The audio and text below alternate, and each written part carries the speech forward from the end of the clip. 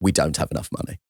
And it seems to me that the money has to come from somewhere. And is there a way to do it without raising some taxes? No, I don't think there is. I mean, let's compare the UK to a lot of Western European countries, France, Germany, Scandinavia, the Netherlands. They all spend more on their public services than we do, and they all tax more than we do. And those two things go together. So if we want the level of public services that are provided in those countries, then we will need to accept that we pay higher taxes than we do now. But of course, the Labour Party have been absolutely clear that they won't. And they went into the election saying we won't reverse that. We won't increase national insurance, won't increase income tax, won't increase VAT, won't increase corporation tax. Now, the problem is that those four taxes make up 3/4 of all of the tax revenue we have. So if you're really constraining yourself not to raising them, then you're into much more complex territory in terms of getting money from some of the other taxes. And you can get some money from some of those other taxes. There are allowances and loopholes, I would refer to them at least, in inheritance tax and capital gains tax, for example, that you might want to close. That will get you a small number of billions. Billions is quite a big number, but in terms of the fact that the state spends more than 1,000 billion, it's probably not enough to make the difference. It's also quite uncertain how much you get from that, and then to some extent they're a bit riskier in terms of raising the revenue than those big ones, which unfortunately, in my view, Labour seem to have ruled out.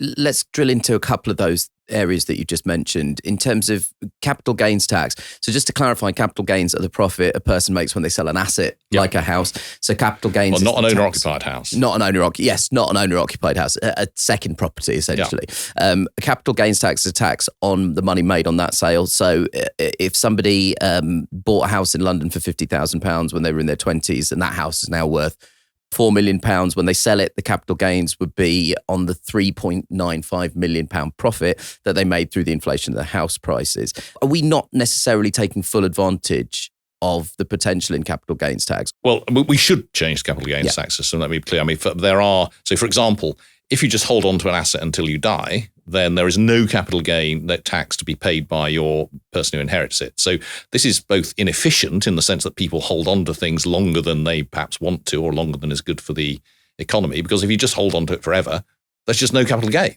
to pay. So I think we should fix that.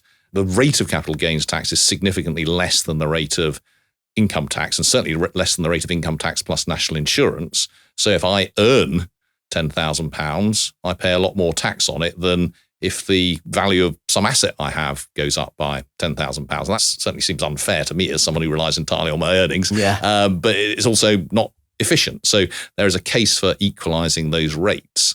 That said, at the moment, you pay tax on gains which are just inflationary. So if the value of your asset just goes up in line with inflation, you still pay tax on that. So I think if you want to, as I think you should, if you want to equalise the rate of tax on capital gains with the rate of tax on earned income, then you also need to at least make an allowance for those inflationary gains.